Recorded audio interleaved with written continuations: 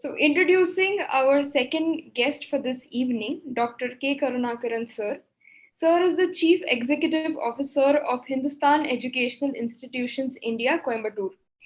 He has 27 years of research and administrative experience and has worked as a former principal and secretary of Sri Ramakrishna uh, College of Arts and Science and has been the joint secretary of Association of Indian College Principals. He has also been an academic council member for 4 colleges and governing council members for 2 colleges and has been a participant in MHRD's LEAP initiative. Sir, with folded hands, we welcome you to this workshop and thank you so much for accepting our request. Thank you. Vanakkam. Very good afternoon to all of you. Thanks to Mastersoft for inviting me for this wonderful discussion. Of course, I would like to bring this as a discussion.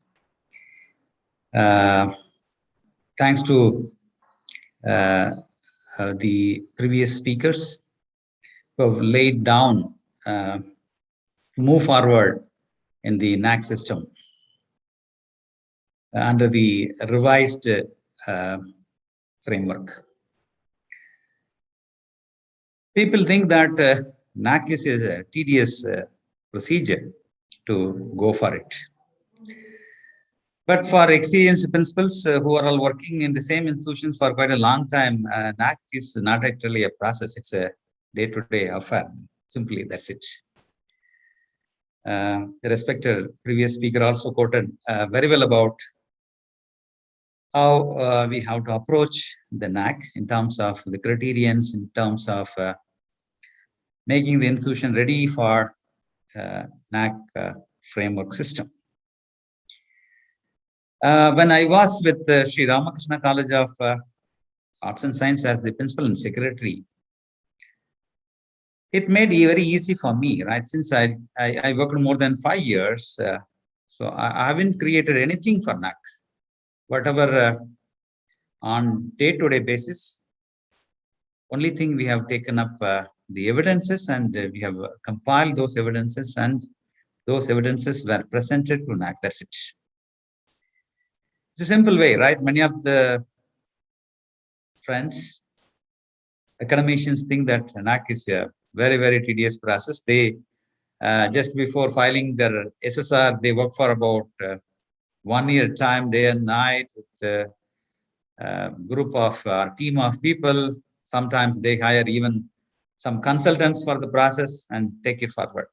My kind advice to all the participants who are in this meeting is NAAC is a simple process. The way an institution to live, that is compiled in NAAC. And the NAAC is really giving a way forward for all the institutions to keep up the quality through its framework, process, accreditation. In a nutshell, I would like to just put forth this way. I'm given the opportunity of sharing the criterion 2, teaching, learning, and evaluation process. Whatever I have taken up the last about 5 years' time under the reforms, not in line with the NAAC framework, whatever we felt that these are the things needed for the society, students, and for the institution growth, I've compiled. And probably I will be sharing my own experience with respect to the criterion 2, teaching, learning, and evaluation. Kindly permit me to bring my slides so it will be convenient for me as well as to all of you. I worked both in affiliated college system as well as in autonomous college system. Education institutions in which we have both autonomous institutions as well as affiliated institutions. So we have both engineering as well as arts and science. So I'm very much convenient with all the parameters with respect to affiliated, autonomous, engineering, arts and science. With that, I would like to just move further. Yeah, I would like to start the presentation with the beautiful quote of our People President, Dr. APJ Abdul Kalam. We, the educators, are in this process. When a student is enrolled in our campuses, we would like to make them great by making them to learn, create, think, and transform into society with the basic knowledge component. In nutshell, NAC is for endorsing this lines. Learning should turn out as a knowledge person who can contribute for the society to make great things.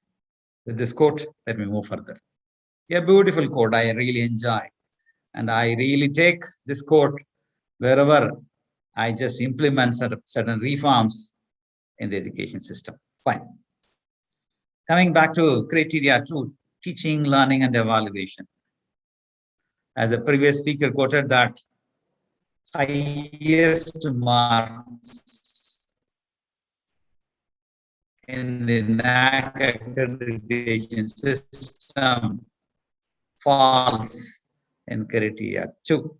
If it is an affiliated college, 350 marks, 100 marks. If it is university system, 200 marks. With respect to all the criteria, higher marks are awarded for this criteria 2, teaching, learning, evaluation. The core process, the basic important component, not basic, the important component of an education system is teaching and learning along with evaluation. That's why I think the NAC has given higher weightage for this criteria 2.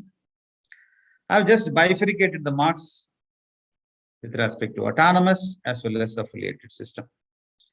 In certain components, autonomous system is getting higher weightage. With respect to affiliated colleges, there are few parameters which are not applicable for affiliated parameters with respect to affiliated colleges with respect to autonomous institutions. I would like to just narrate. So 350 marks if it is an affiliated college. If it is an autonomous college, 300 marks for this A grade or A plus is not a big issue from my point of view. I'd like to say that. Yeah, I'm just moving initially with the framework as such, the marks weightage given, whether it is qualitative or quantitative, and maybe certain privileges what we can enjoy with some of the metrics that also let me highlight. With respect to 2.1, student enrollment and profile, we have no role. Once if the image of the institution is good, the enrollment is going to be 100%, then the full weightage of 10 marks will be given away for 2.1.1. I don't have much to say about this. And this enrollment is against the sanction intake. NAC is not considering about that supernumerary admissions. So the sanction intake will be available with the university documents. So they match with that against the enrollment. If the colleges are having full enrollment, full 10 marks, otherwise accordingly the marks will be allocated as per the formula. 2.1.2, the percentage of seats filled for the reserve categories. So this varies with respect to states, and I think we need to give our document proof if we are deviating from the general reservation policy, because it varies with respect to state. NAC is considering when we put forth the reservation policy of the state. For example, I am from Tamil Nadu. 18% seats are allocated for SC, reserve community scheduled caste, and 1% is for scheduled tribe. So if we propose that with evidence from the state government CHIVO, they are considering as such, and they go with the calculation as per the statement or the institution is putting forward. One issue is there, many institutions really struggle to get marks under this category. The reason is not all the 100% seats are, some quota, some seats are reserved for management quota. Most of the institutions not follow the reservation policy for the management quota. So my suggestion is when we want to get more marks in 2.1.2, let us try to follow reservation for the management quota also. And of course, this is the last 5 years average. You know about that SSR policy. I'm moving to the next metric. It's a qualitative metric, 2.2.1. The learning levels of the students. I'm just moving with the autonomous metric. The weightage for the autonomous college. Aside, I've just mentioned about the weightage given for the affiliated institution. Whatever I've given with the yellow shade talks about the affiliated institution. Otherwise, it is applicable for autonomous. Fine. Kind of system what we have created for both slow learners as well as the fast learners, or otherwise called advanced learners. Do we have evidence for that? Our system, our regulation is allowing both group of students in our classroom? Of course, it's difficult to make systems separately for the slow learners and advanced learners. But if we carefully design our regulation, if it is autonomous, it's difficult for an affiliated system to have certain privileges for the advanced learners. Whereas for slow learners, we can create number of systems like remedial classes, extra weightage, all those things under the choice-based credit system. If it is an autonomous institutions, very well we can set pathway for the advanced learners, having a fast track system. I would like to just spend some more time here. Fast track system in which allowing the students to complete the course in advance. For example, if the program is a BA program or BCom program, we can advance the 6th semester papers along with 5th semester, provided that we have to define clearly in our academic regulation. Through our academic council, if we properly regulate and put forth in our academic regulation, that is possible. This is one part for encouraging the advanced learners. 6th semester, they may go for either internship or they can take up their industry aligned projects, maybe for 3 months or 3.5 months. So that's one part. The second part, even the new national education policy is also encouraging that whenever a student wants, they can acquire extra credits and they can accumulate for the total credit calculation. Such a policy can also thought of by the institutions. Choice-based credit system is allowing to choose not only the subjects as well as the teachers. By way of allowing a student to choose their own teachers, there are few institutions in the country which is fully flexible, which implemented fully flexible CBCS, at least with the restricted CBCS. There may be an encouragement for advanced learners.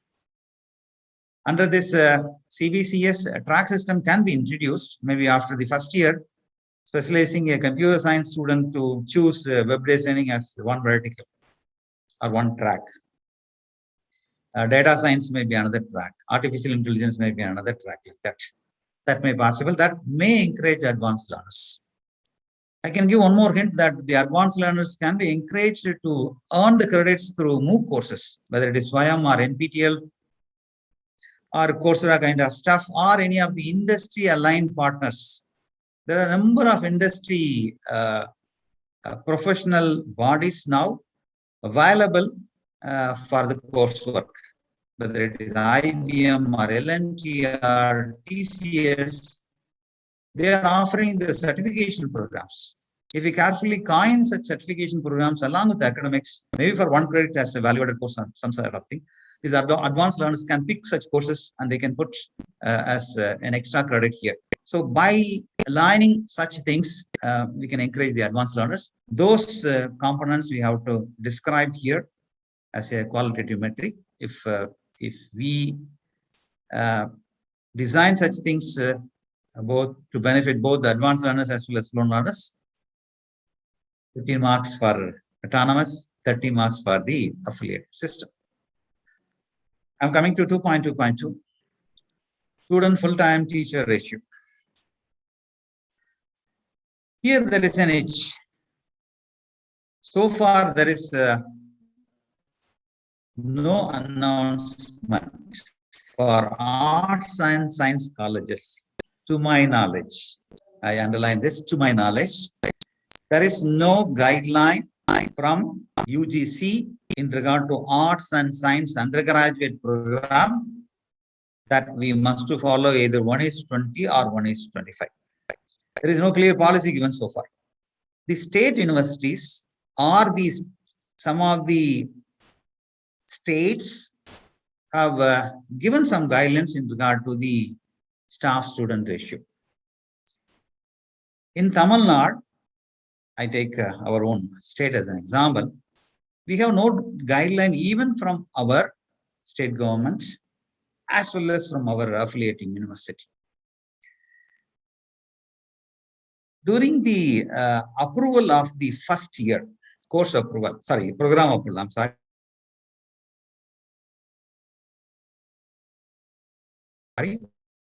Program approval. The university recommends to have a certain number of teachers. The two not following the SAS that 4 faculty members, 2 faculty members from the allied subjects, kind of, that's it. In Tamil Nadu, there is no guidelines so far existing with respect to arts and science. Whereas with respect to engineering, it's very clear. AICT body is putting forth every time, whether it is 1:15 or 1:20 kind of stuff. For engineering colleges, it's clearly defined. So how to justify this? How NAC is considering this parameter? Yeah, NAC, when we put forth evidences, even in my case, I have put forth very clearly to NAC that in the state of Tamil Nadu, there is no guideline. And they have asked for a letter that there is no guideline existing. I've produced a guideline, I mean, such kind of letter from the register of the affiliating university, and they have agreed to consider that component. Even then, colleges are quite comfortable to maintain 1:25. That is what NAC is also looking for. If it is engineering colleges, 1:15 for autonomous institutions as per Anna University here in Tamil Nadu. But as for AICTE and NBA, they are comfortable with 1:20. So it depends on the institution, it depends on the type of institution, it depends on the state in which they are functioning. So that with respect to 2.2.1. If you maintain with that ratio, you will get full marks, whether it is affiliated or autonomous system. Yeah, I'm coming to this SOP for this 2.1 and 2.2. They have very clearly mentioned in their SOP that this is the way we have to give the data. So I really advise and request all the colleges which are all making their SAR ready prior to compiling the data. I request you to kindly go through the SOPs very, very clearly, because DVV scrutiny takes place strictly with the SOPs given, because we sometimes wrongly understood certain things and we compile it.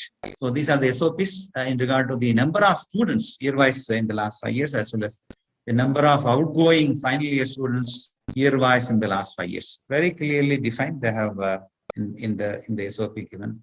So I request you to just have some thought about these SOPs. Coming to 2.3.1, teaching and learning process, which is having 50 marks for this 2.3, in which 2.3.1 carries 15 mark weightage if it is autonomous, 20 for if it is affiliate.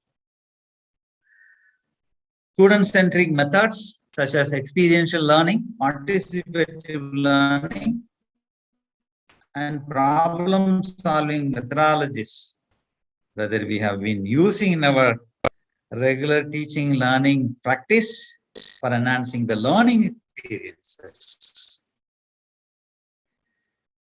Friends, you all know that now in many places you could find a term outcome. Even though NAC has not defined that the institutions are expected to follow outcome-based education, but very carefully they have coined the words outcome, outcome, outcome in many places. It directly as well as indirectly reflects that NAC is looking for a clearly defined outcome-based education. The Washington Accord terminology is OBE, outcome-based education, whereas the UGC's new terminology is Learning Outcome-Based Curriculum Framework, LOCF. Both are same. What I look is both are same. Fine. So whether we have systems to improve, enhance the learning experience through this outcome-based system, whether it is LOCF or OBE model, which put forth our system to make a students to think in the higher order area. You all know about the Bloom's taxonomy. Among those 6 levels, the top 3 levels leads to higher order thinking for the student community. So this outcome-based education or LOCF is also encouraging to make a student to think in the higher order, creativity, problem-solving ability, such kind of areas. So do we practice such kind of methodology, pedagogy in our teaching learning process? Also, UGC as well as NAC now insist ICT tool usage wherever possible in our both teaching learning as well as our assessment methodologies. To what extent an institution is or a teacher is making use of the ICT tools for effective teaching, for participative learning. So this may be possible by giving more activities, either with ICT tool or even without ICT tools. This may be possible if you have more internal components. Here in Tamil Nadu, one state university recently implemented 50-50 internal for undergraduates. The intention is to have more internal components, means multiple assessment methodologies to make a student to be a creative, to be a problem solver, in which you could find 5 marks for the oral presentation, 5 marks for the seminar, 5 marks for experiential learning, 5 marks for some activity, 5 marks for some mini projects, 5 marks maybe for societal learning. Definitely all those components will add towards experiential learning. That can be thought of. A student, now from pedagogy, we have come to a status called the andragogy. I'm talking about the methodology of teaching learning process. Pedagogy is the way of teaching. Andragogy is educator role to be a facilitator. A step ahead, ketagogy. Providing a mentoring for students so that they will be self-learners. Such kind of methodology, if anything is existing, probably that can be identified here. Encouraging students on self-learning with MOOC courses by way of many clubs, this also can be induced. Internships, industry visits also encourages participative learning, experiential learning for our students. This is what really NAC is expecting from this metric 2.3.1 as a description. 2.3.2. Teachers use ICT-enabled tools. For all your information, that once the pandemic was announced, we were also panicked how to take up our teaching learning process in online. So what we did, immediately we switched over to the digital mode. using a platform like Zoom and all. With the other activity-based tools like Kahoot, Hot Potato, Socrative platforms, Clickers, so many activity-based digital tools are available. Help of NITTTR, National Technical Teachers Training Institute and Research, Chennai. They helped us in identifying such tools. We trained our faculty members. Then we empowered them to be the digital teachers, effective digital teachers. And we introduced how to make e-resources. That is what NAC is really looking here.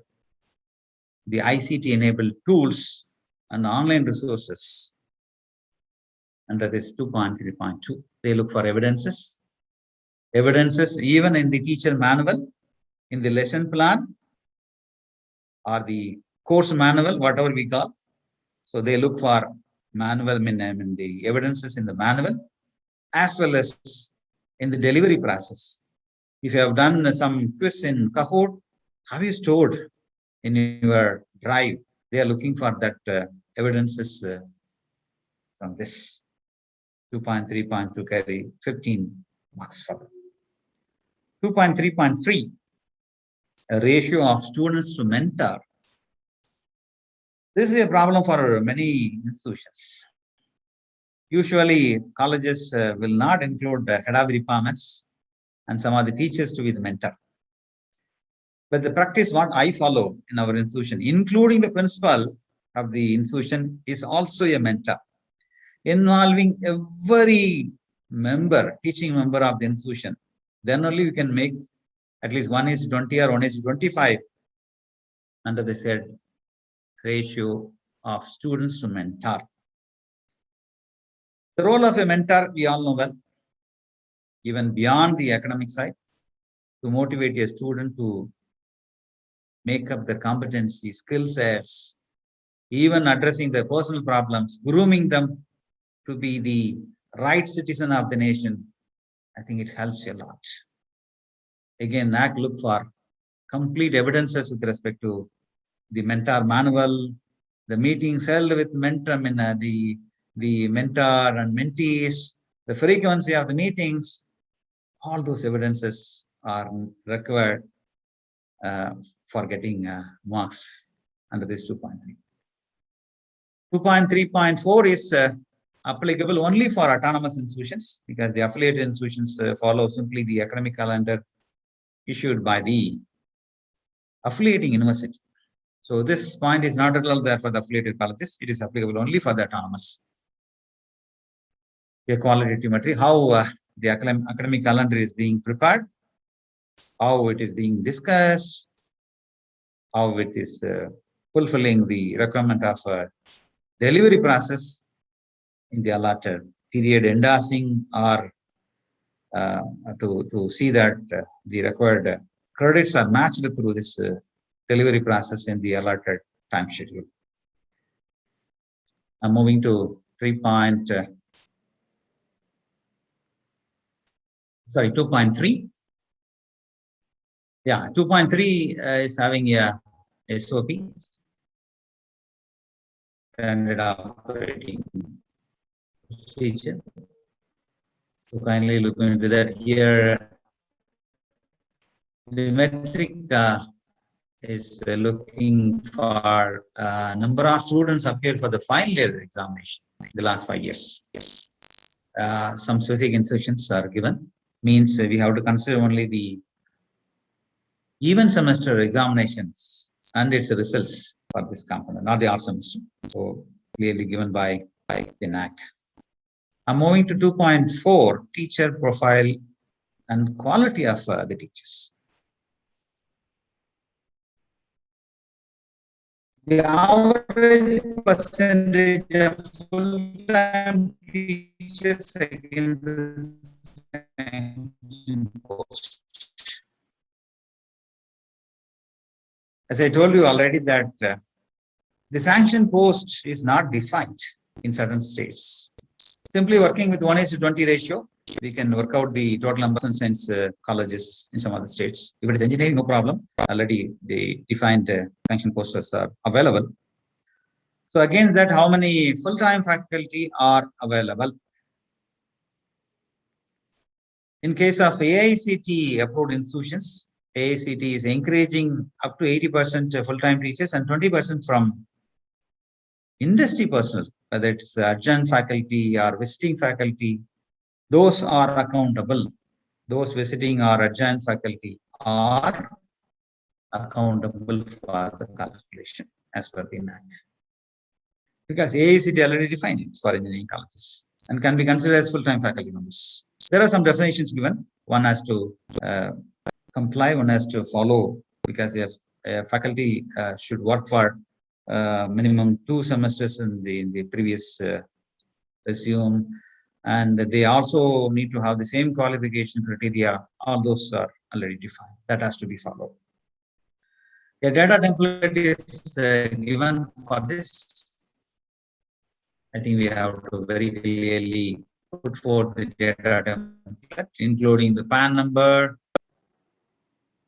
year of date of appointment, nature of appointment, total number of years, all those very clearly, because we cannot show I'm just using this word because some institutions does this to match the sanction post. They bring faculty members from outside. Very sorry, my dear fellow friends. We will be caught by NAC if we do such practice, because if the same faculty members is working in elsewhere, importantly AICT approved institutions, this data is going not only to NAC, this data is going to NIRF, ICTE, ISHE and all.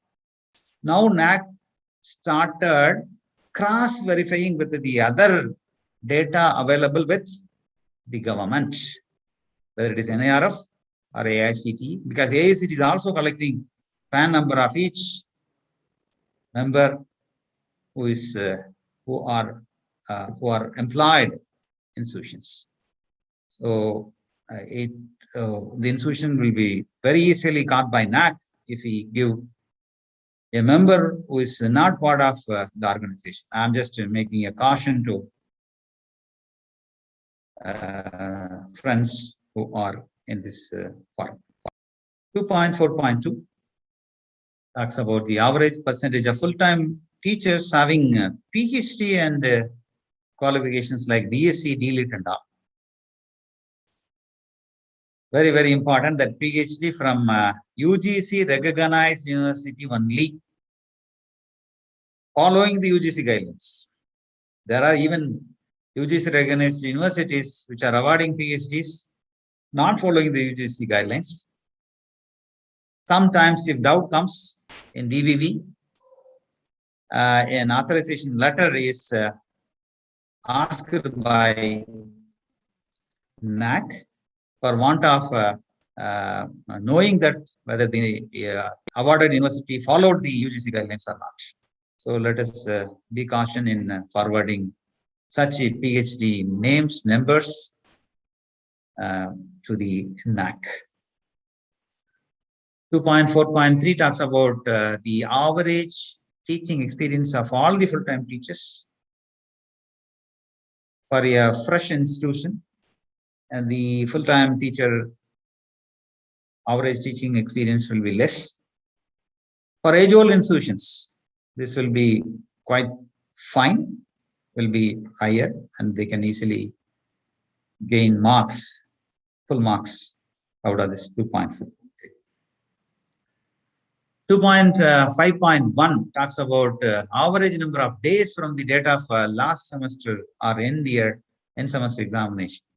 The declaration of the results after the last day of examination. It is quite easy now for autonomous institutions, whereas for affiliated institutions, getting mark out of this is a little difficult until otherwise the university, affiliated university declares the results at the earliest. The reason why NAC has brought this to my understanding is that a student must be given the results at the earliest. Then only a student can start preparing for the failed subjects. Some of the universities are encouraging for the supplementary examination just after the declaration of the results, maybe within a period of about 30 days. To encourage a student to go for supplementary examination immediately after that end semester examination, I think this point is brought by NAC, I believe. So if maybe within 10 days, if the institution is declaring results, probably they will get full marks out of 2.5. 2.5.2 talks about average percentage of student compliance grievances in the evaluation part. Yeah, this 2.5.2 talk about the compliance grievances after the declaration of the results. Many students used to apply for retotaling as well as re-evaluation. Friends, even other than that, the NAC look for the other grievances addressed by the students in terms of evaluation. The other grievances mean the standard of the question paper. Such kind of grievances are also considered by NAC beyond the revaluation. NAC is looking for some evidences in that. Of course, we cannot avoid the revaluation claims by our students. How we are genuine, how the institution is genuine enough in addressing such grievances. That is what it looks for. And the outcome of the reevaluation is also now being taken for considering in awarding marks under this 2.5.2. I tell you a scenario here.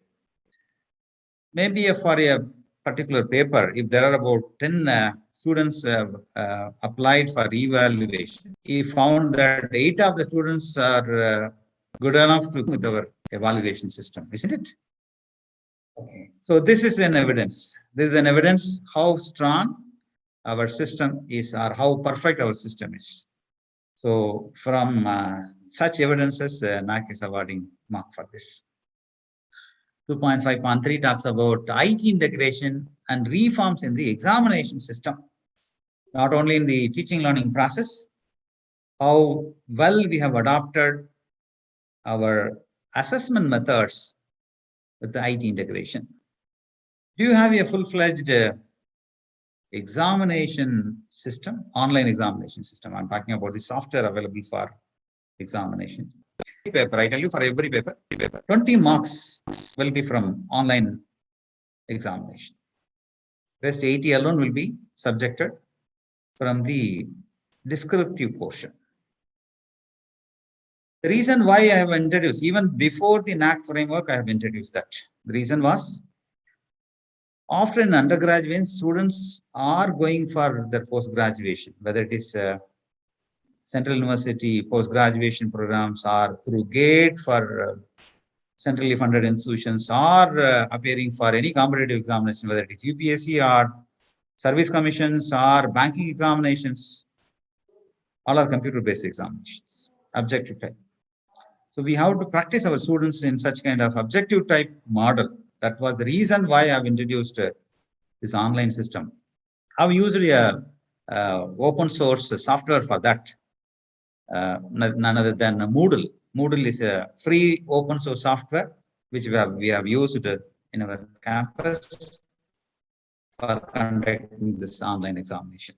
Do we have any such IT integration? Some even after this pandemic, right? Many teachers started using the online assessment using platforms like Google Classroom kind of stuff. There are some quizzes. There are some short answer type. Many things are available. Do the colleges encouraging through their defined examination manual, through examination management system, through online platforms, undertaking some examination reforms to introduce the IT integration to examination, for which 2.5.3 is looking for evidence in the form of a qualitative metrics. Moving to 2.6.1, the program outcomes or course outcomes. Means the college is expected to follow LOCF or OBE. Do we have a clearly defined program outcomes for each programs? Course outcomes for every course. Whether that is being in alignment with graduate attributes. For engineering institutions, this graduate attributes is already defined by the Washington Accord. For arts and science, probably we have to define the graduate attributes.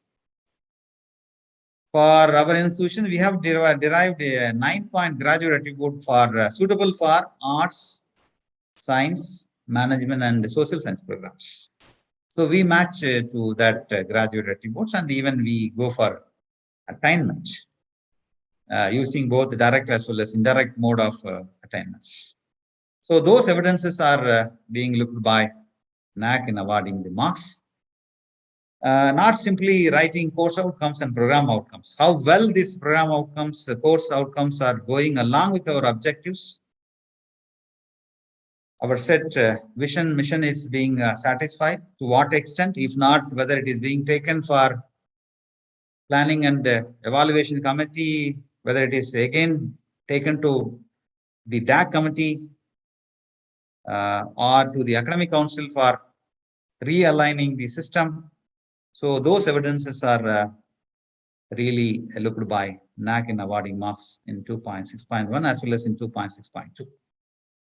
2.6.2 is attainment, and this is applicable both for affiliated as well as autonomous institutions. The attainment methodology, now LOCF is giving way forward. Please let us not struggle in calculating the methodology for attainment.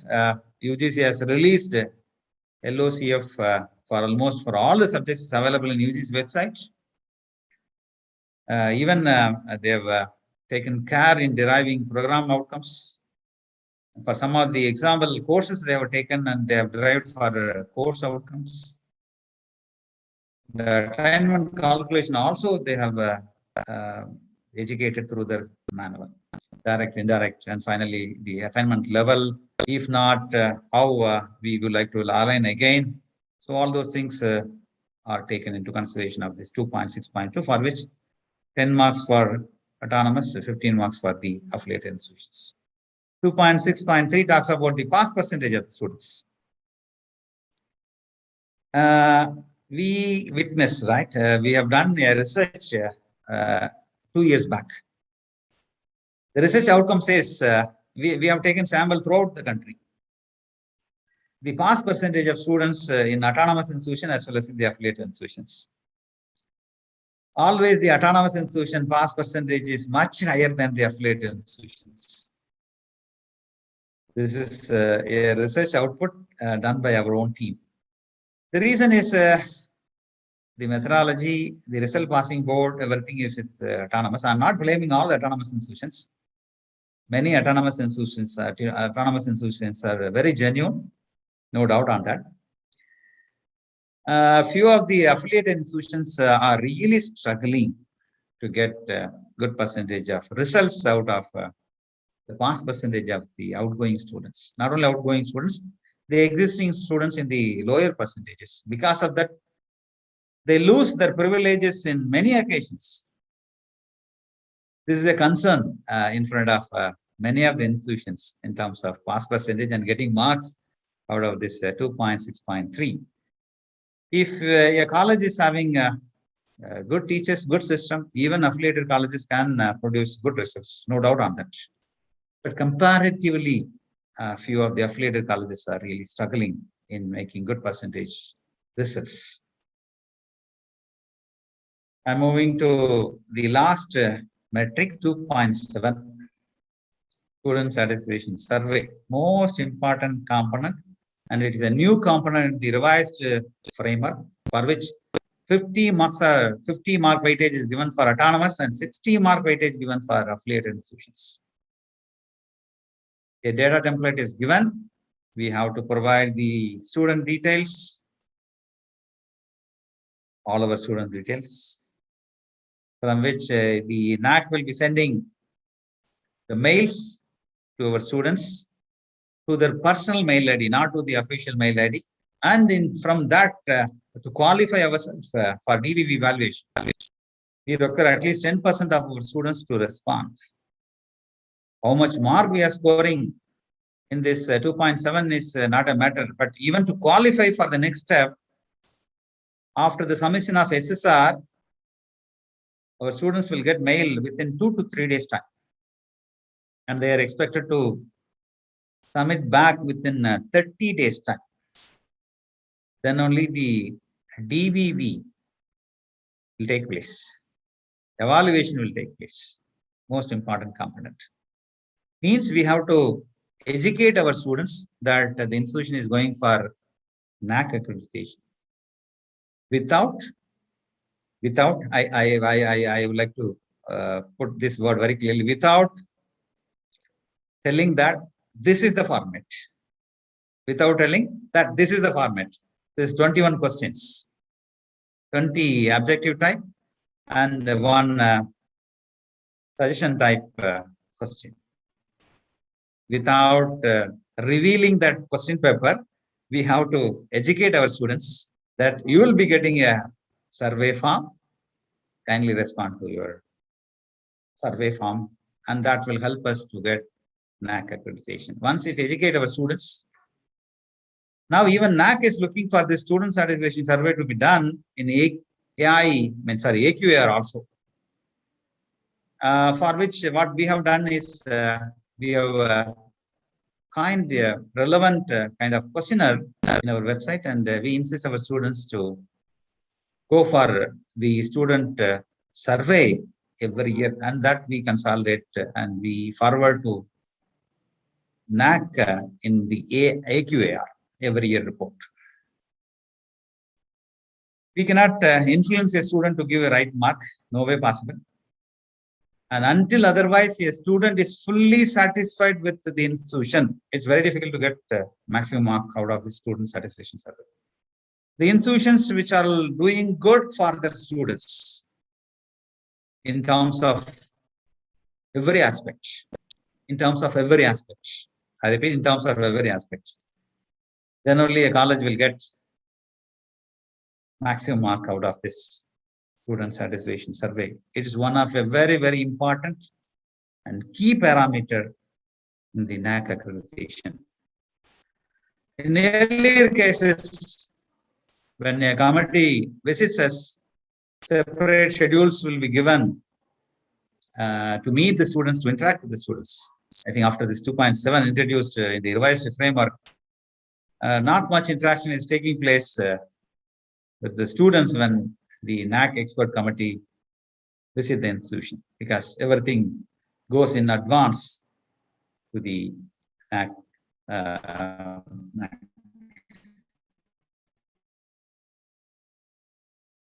Let me take just few more minutes. I'm just ending here. Just to share with you that data. NAC is looking for data from many metrics, many metrics. Starting from criteria 1 to criteria 6, metrics are needed, data are needed from many metrics. There, some of the portals, softwares help us in getting the data directly, whatever format NAC is looking for. I must appreciate Mastersoft for designing such a platform for making easier for institution in getting data just by feeding the data in MIS, so that the format what NAC is looking as such, one can import or export the way in which it is required. Maybe I would like to just move for another few minutes if time available. Madam, whether if time available, I can just go for a few more minutes. Otherwise, I will stop it here. Yes, sir. We can continue for a few more minutes. Yeah. We'll take a few questions after that. Yeah. Thank you for that. I would like to just share with you that this is the World Economic Forum's report. The Future of Jobs report clearly indicates us the top 10 skills required for our students when they are entering into the society after their graduation. whether it is for employment or for entrepreneurship or for a healthy living in the society. Even for that, one need to have skills like analytical thinking, creativity, critical thinking, complex problem solving, leaderships, all those things. When we look back our NAC criterion, that is also focusing to see that our students are enriched with these core competencies which are required for the future, very important. The future jobs, that's not relevant. Even then, I'm just sharing that. AI, machine learning specialist, data analyst, software specialist, data analyst, new technology specialist. Whatever course they are undergoing, some area of these emerging technologies one should know. Even if they study commerce education, wherever the AI application into commerce may be meaningful in our academic system. The future really demands, because the Gen Z is already so-called digital natives. So for whom we are teaching, we should not forget that. And the future of jobs really anticipate that in the next 10 to 15 years, no more 65% of the existing staffs, jobs will not be there. New jobs will be created. So we have to prepare our students for the unknown future through our teaching learning system. The future organization setup is going to be like this: process excellence oriented, purpose driven, adaptive, and agile teams. Nobody is going to be a permanent employee of an organization to whom we have set our education institutions ready to prepare them for unknown future. So maybe with that, the COVID has really made some changes into our academic system, educating by anyone from anywhere, unlocking the technology. Many things had happened in the last about 1.5 years. It is one of a opportunity what I see during this pandemic time. Education 4.0 is really required to make future-ready graduates from all our institutions, for which really the NAC framework is really supporting. Education 4.0 leads to many things, including development of EQ along with IQ and disruptive technologies and skill sets. Education 4.0 demands the reforms in many areas, including curriculum, research, student side, faculty side, as well as infrastructure, not only through the teaching learning process, all round components to take place.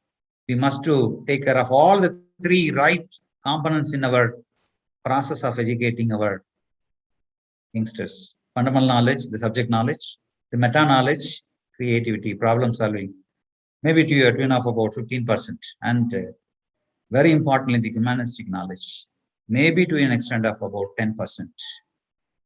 Right mix, maybe from my point of view, 60, 25, 15. That's my strong recommendation for the 21st century learning. With this, I stop. Thank you so much for the great opportunity. Thank you so much, sir, for taking up the topic, one of the most important criterias with maximum marks, and helping us understand in detail about each and every parameter. I would, in few words, like to introduce Mastersoft and Neeti. So Mastersoft provides integrated ICT solutions, and we've been providing ERPs and EdTech solutions since the past 22 years. We have an experience of serving ACS colleges, engineering colleges, universities, deemed universities, private universities, also central and state universities across the length and breadth of the country. So we are your academic partners, and we want to ensure that all the latest norms that we are coming up with, you're made aware of. So we have started this program of Neeti and higher education conclaves, and also we've started academic quality improvement program that Dr. Prashant Borkar sir, who heads the academia division at Mastersoft, will be helping us understand. All these initiatives are meant towards helping institutions navigate through this change and this 4.0 that is taking place currently. I would also request my esteemed guest to visit our blogs section and our website, which is iitms.co.in, sharing the link in the chat box. Here, all the blogs are well researched, written by academicians, written by our own research team, and then shared. So, all the topics such as the new education policy, cluster university, the current curriculum framework, LOCF, everything has been discussed in depth here, and we've made white papers and blogs which could be really helpful for everyone. Now, requesting Prashant sir to share a little bit about our academic initiatives and our stand in the education. Yes, sir. Yeah. So thank you, Janki. And first of all, let me thank Karnakaran sir and Kothale sir for the very informative and wonderful session. So thank you, sir. Uh, I'm Dr. Prashant Burkar. So I'm heading the academic division at Mastersoft. Basically, recently we come up with a very unique initiative, which is AQIP, which is Academic Quality Improvement Program. And since we know that the higher education institutions, no matter whether we are affiliated institution, an autonomous institution, whether we are university, private university, state university, or any kind of university, might be our domain can be of health sciences, universities, or college, or any kind of segment. We are abide by a kind of accreditations, and also the rankings are now into one place. So when we talk about the accreditations, mostly in majority in the cases, we have NAC and NB accreditations, and the very popular rankings that we have is NRF ranking. Now, on the other aspect, there are the governing bodies to which the institution wish to have a compliance toward. So compliance toward DT, UGC, AICT, and so on and so forth. Now, all these accreditations, rankings, and the governing authorities would require a certain kind of data to be presented in the form which they would require. And in most of the cases, what the data is being needed by these accreditations and the governing agencies or the governing bodies is either into the similar context, but the way of presentation or the way of asking it is quite different. So in this AQIP initiative, what we come up is we come up with our own unique product, which is accreditation data management framework, which support the data management for the accreditations part. Also, it supports the various ranking kind of frameworks. And in align with, since our new national education policy is in the context of the outcome-based education, multiple entry, multiple exit. So along with our ERP, we also have the very robust framework for the outcome-based education. And in this AQIP, Mastersoft would be helping the educational institution. So it will be a kind of handholding to an educational institution, wherein the Mastersoft is going to guide the institution about the overall process that is involved into it, then how to manage the data so that there will not be any repetition of the data. Faculty should not spend too much time into collecting the data, keeping it into the filing part of it. And so the primary focus should be on teaching, and the management of the data will be catered through the platform. So the platform eventually guide the higher educational institutions on managing the data and subsequently catering this data in a way which is required for the accreditations and the ranking platform. Plus, there will be a certain kind of services which would definitely help the higher education institutions for the betterment of their quality initiatives and the quality programs which the institutions is running on, and also to improve their overall accreditations plus the rankings, which nowadays ranking has been the a very key eye for every stakeholder. Nowadays parents are very keen into it, that what is your NRF rank, have you participated in so on so ranking, QS ranking, world ranking, ARIA ranking, so on and so forth is there. And for all these kinds of thing, it's just that whatever quality initiatives or quality recommendations given by the government or the accreditations bodies, we need to place it somewhere as a part of a standard operating process, wherein the things are managed in a proper way, also things to be recorded properly.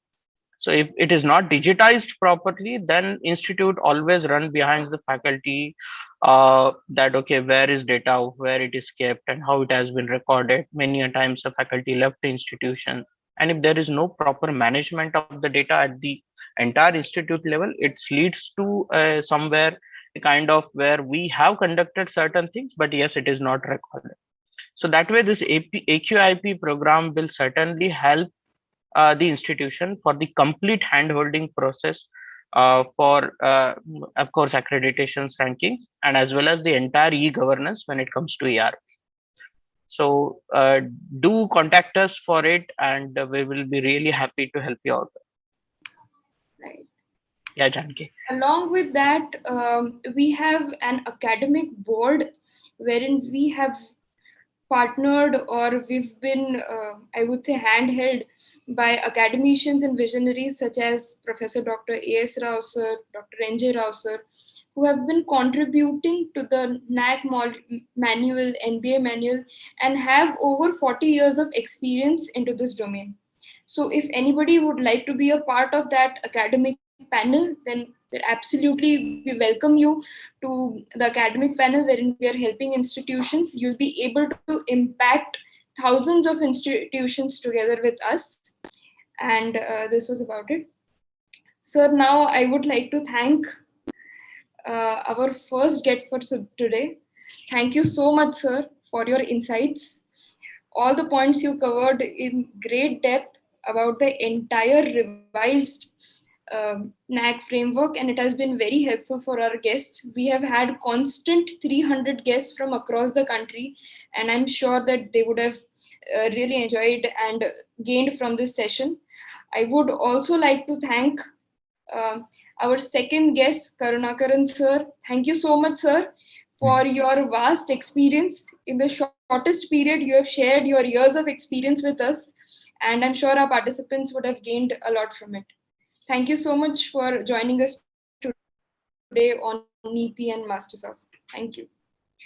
Sir, we'll take one group picture together. So requesting my audiences to kindly switch on their cameras. Okay. There are a few questions I find in the chat box. Okay. I'll just quickly answer for one question. A institution granted autonomous in 2019 and due for NAC in 2022. Sir, until the first batch is moving out, you cannot take the autonomous weightage for NAC. Probably NAC may extend your NAC accreditation until you pass out the first batch of students. Don't worry, if you ask them, they will extend the NAC accreditation for your institution. This is my question to you, my answer to you. And the next question, what I see is for 2.1.1, what to be given, whether it is enrollment number or admission number or register number. I request you to give the examination register number, because they would like to cross-verify the results of the students, because you will be giving the results copy to the NAC on some other part. That I think they will verify it. So kindly give the register number. Janki, there is a hand raised by Jayaprakash sir. Maybe we can take up that. Okay. Yes, thank you. Very nice excellent presentation by both speakers in this workshop. Thanks to Neeti and Mastersoft for organizing such an innovative activities by providing academic partners to our institute. My question is regarding the updatation of the guides by the NAC. During the latest month of February. So here the question raises, for example, when the NAC updates the guidelines, particularly if we consider the guidelines about the internet connectivity.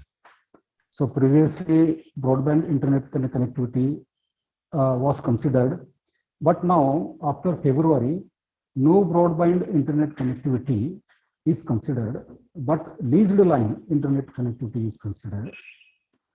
So when the NAC revises the guidelines, then at that time the NAC should have to consider the previous guidelines from which date that particular criteria has been made in the guidelines. So if the SSR is to submit it in the month of March, and if the guidelines gets revising in February, and if at the time of February there is a broadband connectivity, then how the institute can manage for getting the least line connectivity for scoring the marks. At the same time, the second question regarding the collection of the documentation, particularly in DVV. For example, in the month of, for example, in the year of 1916, if some activities have been conducted and of the activities, the certificates have been distributed to the participants, then how we can collect, particularly in DVV, collection of the certificates have been asked. So how it can get collected? Because at that time in 16, it has not mentioned in any guidelines. So to procure the certificates of the students or the participants, whatever it may be. So when the revision of the guidelines is done at that time, such points should be considered so that it cannot be, it should be convenient for submission of the SSR or for the answering of the DVV. I think so. Any expert comment from your side, sir? Professor Kothale, you have any remark on this point? Because this is one of a problem for many institutions, right? Because we don't know when the NAC is revising their manual. We are about to submit our SSR. Once it gets corrected or modified, yes, the institutions are finding difficulty. But SSR, when you feed after the correction, it looks for the new framework requirements. We are not in a position to request NAC to consider it. Yeah, it's a true fact, and yes, it's an issue in front of all the institutions. For example, now they've introduced from 1/1/2020 geotagged photos. Earlier it was not there, but the same thing is that earlier photos you can have normal photos with caption. It is allowed, sir. Geotagged photos from 1/1/2020 geotagged photos like that. Earlier, when the NAC guidelines was not there, the old thing you can take, no problem, sir, no problem. As we have asked the questions to NAC officials also, they have.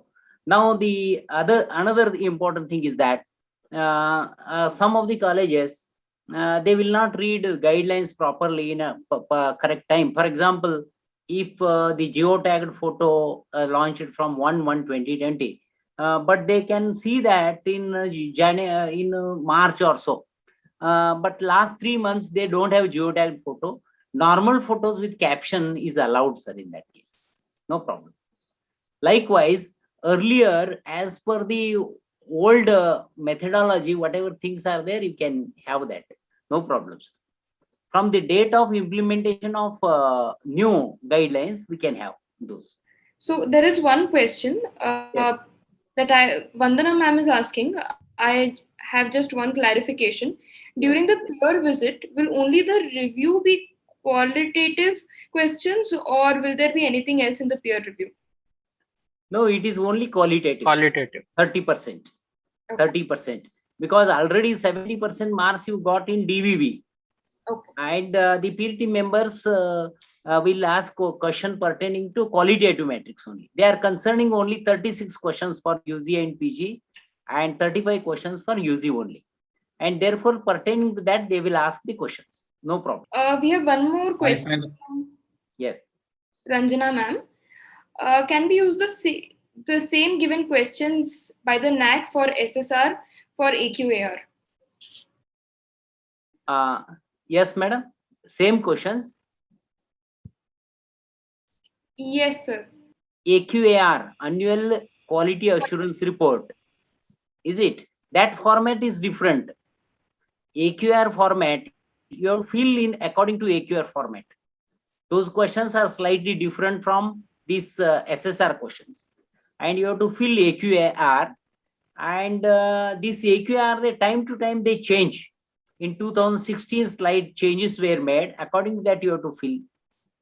There is one question from Shubhra Thakur, ma'am. We have completed all formalities and got the mail that you have pre-qualified pass, but when tried to deposit the second level amount, the link was not opened and we wrote to NAC. We got an email saying that your pre-qualification failed. Okay, madam.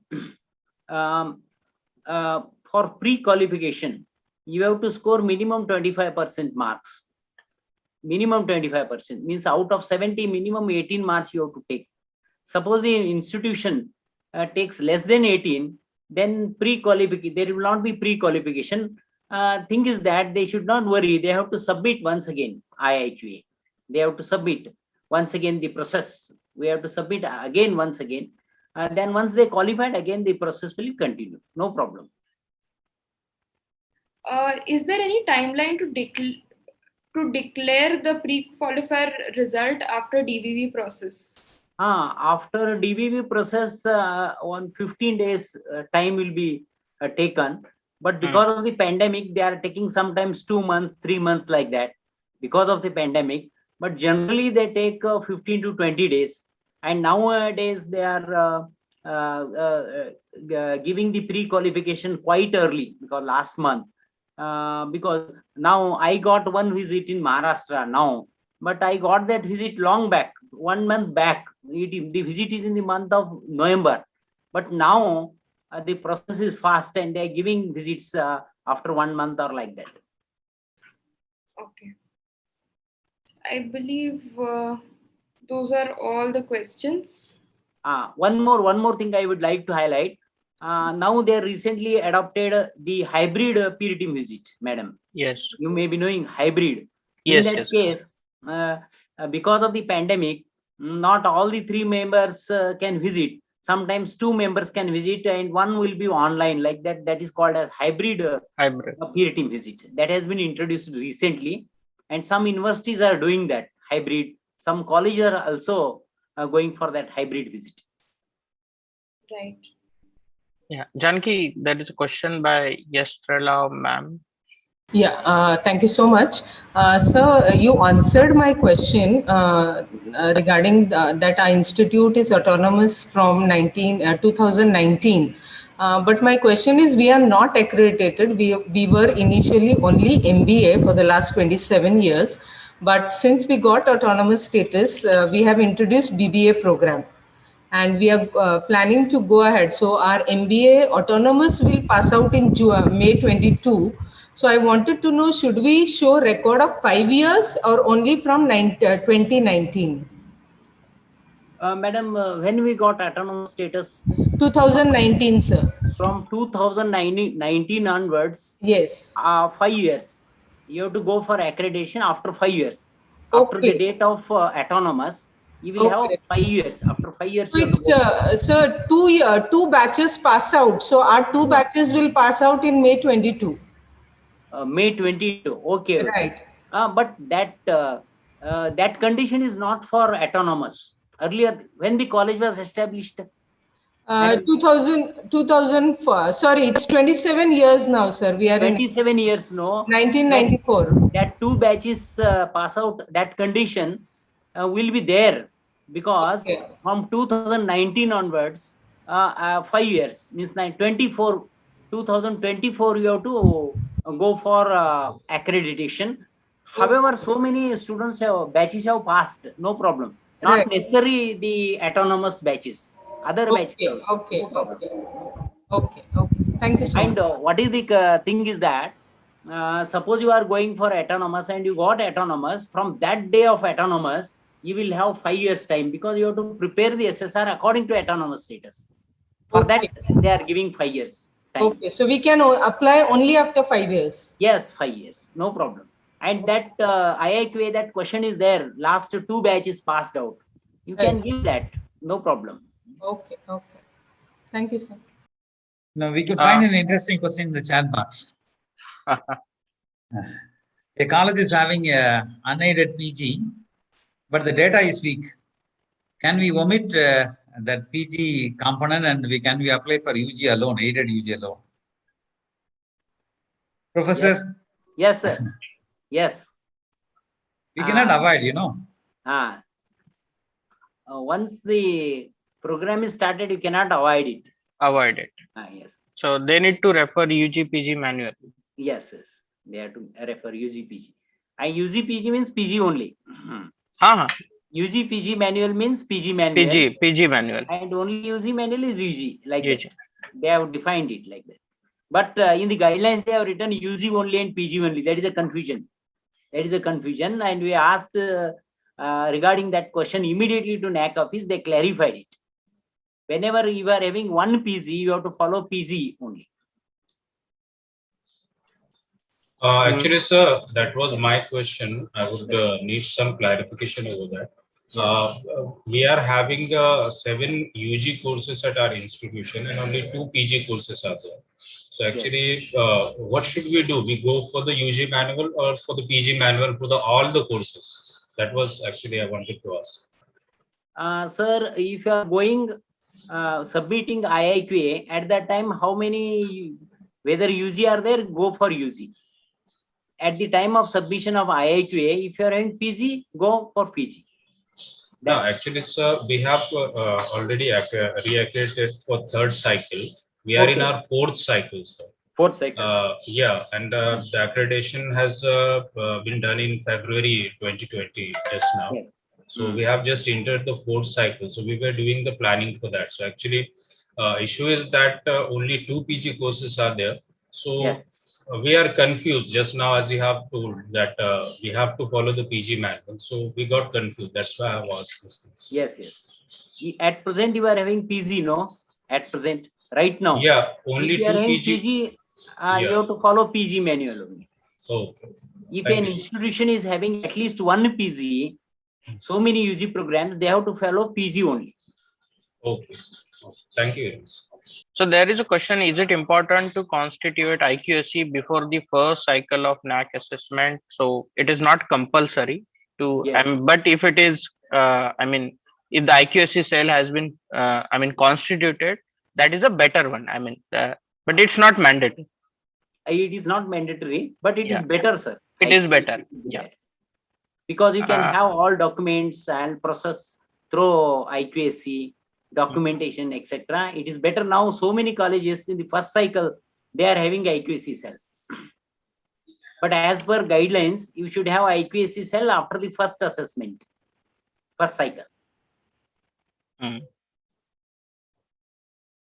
There is one more question, like due to pandemic, whole education system was in the state of understanding what and how about online. So the student activities may have hampered. Yes. So the AQR may have. So in such scenario, NAC is considering whether NAC is considering this or not. So they were having major concern about the student activities. Yes, yes, yes. Regarding the student activities, regarding the activities of the student, you are so in pandemic, it may possible that they have not conducted any activities. Yes, whether the NAC will consider, so I don't think NAC will consider that. Even if some activities has been coordinated through online mode, yes, yes, those will be considered. Those will be considered because NAC is organizing so many webinars right. online. There are so many webinars they are organizing, so they are considering the webinars, the online activities. And moreover, you asked the question regarding student satisfaction survey.